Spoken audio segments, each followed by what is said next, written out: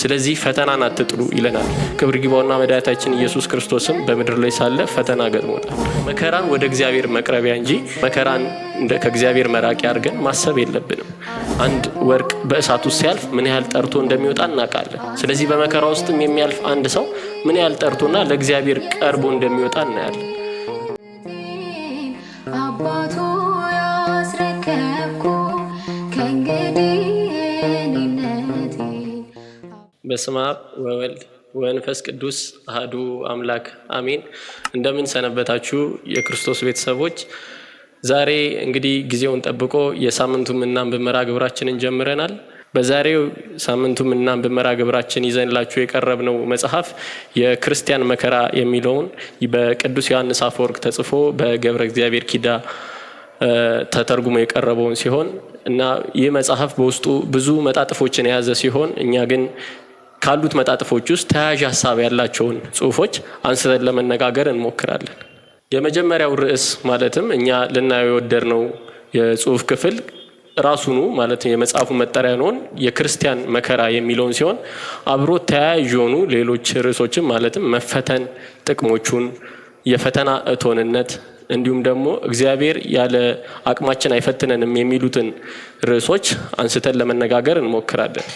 እንግዲህ ምን የክርስቲያናዊ መከራ በሚለው ውስጥ መጀመሪያ ጽሁፉ ምን በማለት ይጀምራል? ማንም ሰው ሊፈተን ግድ እንደሚለው ፈተናም ደግሞ ከእግዚአብሔር እንደሆነ በመጥቀስ ይጀምራል።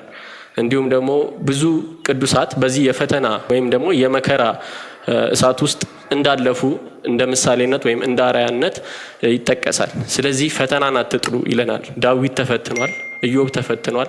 ስለዚህ እነዚህ መከራዎች አትጥሉ። ክብር ይግባውና መድኃኒታችን ኢየሱስ ክርስቶስም በምድር ላይ ሳለ ፈተና ገጥሞታል።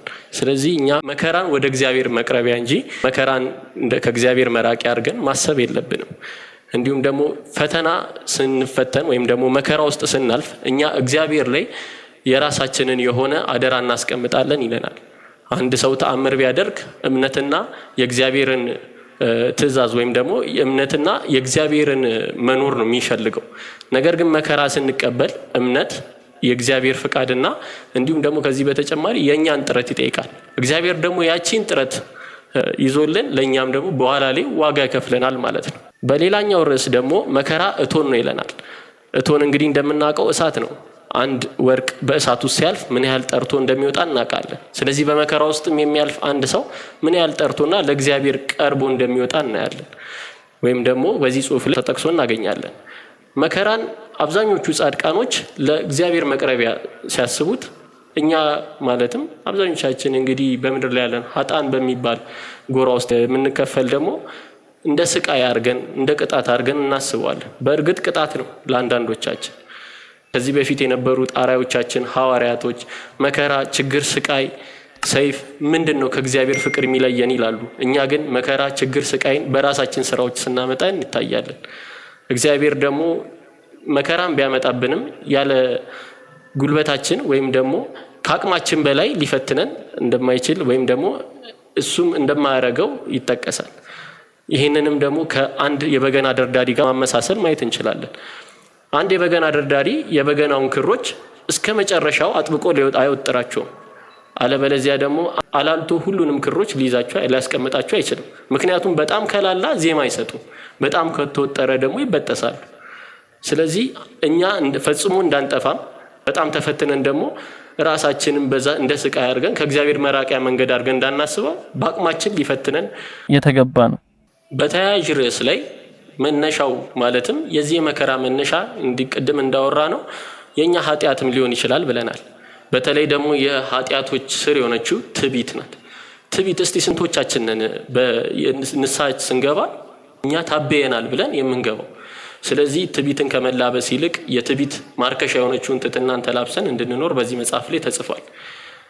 በሌላ ጽሁፍ ላይ ደግሞ እንዲህ የሚል ነገር ተካቷል። በተለይ እኛ መከራውን ታዲያ እንቀበል ይሄ ለምን ተገባ ወይም ደግሞ መቼ ነው የሚቆመው ይላል። ያ የሚቆመው መቼ ነው? በእግዚአብሔር ፈቃድ ስንመራ። የእግዚአብሔር ፈቃድ ከዚህ በፊት እንዳወራ ነው የእግዚአብሔር የመጨረሻ ፈቃዱ ደህንነታችን ነው። እለት እለት ህይወታችን ውስጥ ያለው ፈቃዱም ቢሆን የሚያመራን በመጨረሻ የእግዚአብሔር መንግስትን እንድንወርስ ወይም ደህንነታችን ነው። ስለዚህ ያንን እስክናረግ ድረስ እግዚአብሔርም መከራውን ያመጣብናል። ይሄ ደግሞ እንድንማርና ነገ ላይ እንድንሻሻል እኛም የሱን መንግስት እንድንወርስ ካለው በጎ የሆነ አቅጣጫ እንጂ ለሌላ ነገር ታስቦ እንዳልሆነ እንድንረዳ ይገባል። እንግዲህ በዚህ ሳምንት ያዝንላችሁ የመጽሐፍ ጥቆማ ይህንን ይመስል ነበር። እናንተ የተቀሩትን ክፍለ ምንባባት እንድታነቡ እየጋበዝን የዚህ ሳምንት ፕሮግራም በዚህ ላይ ያጠናቀናል። እናንተም በሚቀጥለው ሳምንት እስክንገናኝ ድረስ የቤተ ዝማሬ ፖድካስት ሰብስክራይብ በማድረግ ኮሜንት በማድረግ እንዲሁም ደግሞ ለቤተ ዘመዶቻችሁ ሼር በማድረግ ክርስቲያናዊ ግዴታችሁ እንድትወጡ ስንል እናሳስባለን። ከዚህ በታች የተጠቀሰውንም የቴሌግራም ቻናል ወይም በዲስክሪፕሽን ላይም ታገኙታላችሁ። ጆይን በማድረግ እዛ ላይ የተለያዩ ስንክሳሮችን፣ ጽሁፎችን፣ መነባንቦችን እንዲሁም ደግሞ ያላችሁን ሀሳብ አስተያየት በዲስከሽን ሴክሽን ላይ በመጻፍ በሚቀጥለው ሳምንት እስከነገናኝ ድረስ ሰላም ቆዩልን።